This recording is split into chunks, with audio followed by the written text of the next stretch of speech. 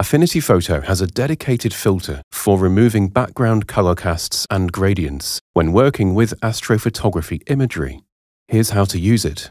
First, I have a stacked image of the Orion Nebula with a fairly even background color cast across the image. This is a more straightforward example. You would typically go to Layer, Merge Visible to create a merged copy of the layer work so far, since the Remove Background filter can only be applied directly to a pixel layer. I'll then go to Filters, Astrophotography, Remove Background. A handle then appears in the middle of the document. I can drag this around until it's positioned over a neutral area of the background.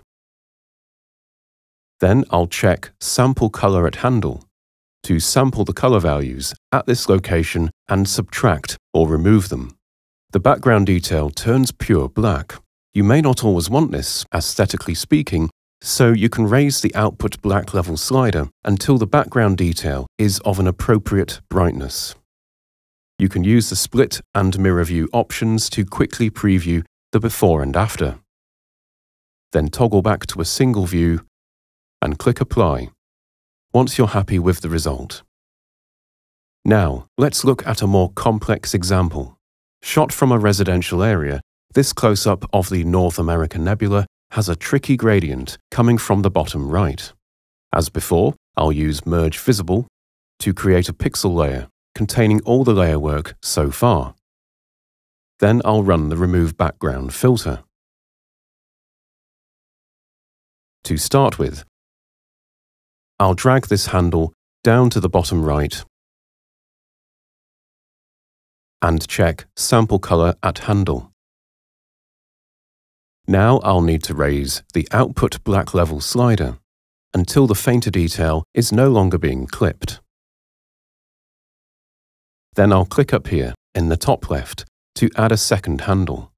The background removal will then interpolate between these two handles. If I'm not sure about the initial position, I can always click-drag to move this handle around. I can experiment with adding more handles, perhaps near the bottom left here, then the middle, then near the bottom right. But do be conscious not to add more handles than may actually be required, as you could end up creating problematic gradients rather than neutralizing them. I'll use the Delete key to remove the selected sampler, which is the last one I added. Then I might also try lowering the output black level, as I feel the image looks a little washed out.